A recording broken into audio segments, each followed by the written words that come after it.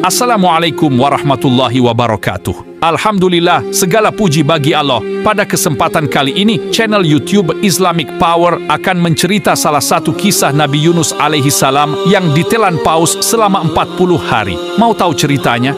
Subscribe dulu channel YouTube ini biar channel ini terus berkembang.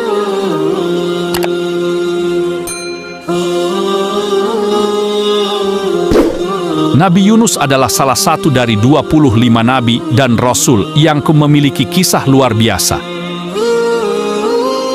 Salah satu yang populer, kisah Nabi Yunus alaihi salam adalah saat ditelan paus. Kisah Nabi Yunus ini diabadikan di dalam Al-Quran surah As-Saffat ayat 139 hingga 148. Nabi Yunus alaihi salam atau dikenal juga dengan nama Zunnun merupakan rasul yang diutus Allah Subhanahu wa taala pada suatu kaum yang dinamakan bangsa Ninui yang tinggal di Mosul, yang kini merupakan negara Irak. Nabi Yunus diberi tugas untuk mengajak kaumnya agar beriman dan beribadah kepada Allah. Akan tetapi, kaumnya mengingkarinya dan tetap menyembah berhala. Pembangkangan kaumnya membuat Nabi Yunus kesal dan marah, sehingga dia memutuskan pergi dan meninggalkan kewajiban dakwahnya untuk mengajak manusia bertauhid dan mengesahkan Allah. Pada saat pelariannya, sampailah Nabi Yunus ke tepi sebuah dermaga dan dia mendapati sebuah kapal yang penuh muatan yang akan siap berlayar menuju laut lepas. Nabi Yunus pun memutuskan untuk menumpang kapal tersebut. Namun, saat berlayar di tengah lautan, keadaan berubah memburuk.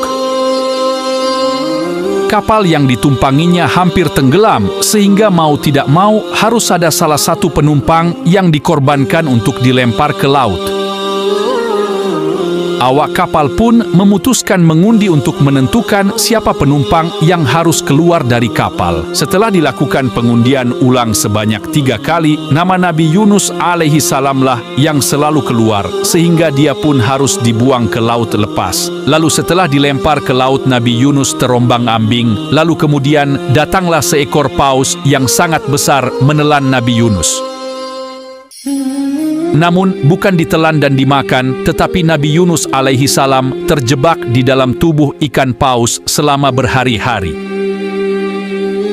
Menurut sejumlah pendapat, hal itu berlangsung selama 40 hari. Selama dalam perut paus, Nabi Yunus alaihi salam banyak berzikir dan berdoa kepada Allah Subhanahu wa taala. Doa Nabi Yunus ini disebutkan dalam Al-Quran yang berbunyi, yang artinya, tidak ada Tuhan selain Engkau, Maha Suci Engkau, sesungguhnya aku termasuk orang-orang zalim. Quran, Surat Al-Anbiya ayat 87. Setelah 40 hari lamanya berzikir dan berdoa kepada Allah Subhanahu wa taala, tobat Nabi Yunus alaihi salam pun diterima oleh Allah. Dengan atas izinnya, paus itu menyemburkan Nabi Yunus keluar pada sebuah daratan yang kering tandus. Di tempat tersebut, Nabi Yunus diberikan pertolongan berupa tumbuhnya pohon labu untuk berteduh dan buahnya bisa dimakan sebagai karunia dari Allah Subhanahu wa taala. Di sana, Nabi Yunus alaihi salam bertemu kembali dengan kaum yang telah bertobat setelah sebelumnya menolak ajarannya. Mereka hidup damai dalam agama Allah Subhanahu wa taala.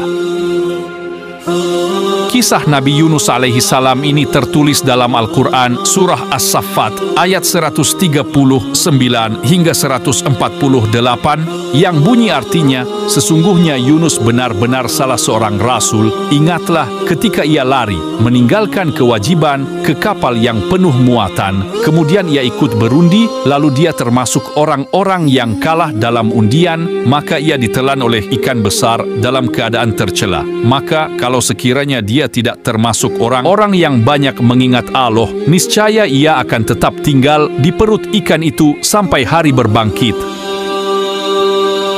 Kemudian kami lemparkan dia ke daerah yang tandus, sedangkan ia dalam keadaan sakit, dan kami tumbuhkan untuk dia sebatang pohon dari jenis labu. dan kami utus dia kepada 100.000 orang atau lebih. Lalu mereka beriman, karena itu kami anugerahkan kenikmatan hidup kepada mereka hingga waktu yang tertentu. Wallahu a'lam. Wassalamualaikum warahmatullahi wabarakatuh.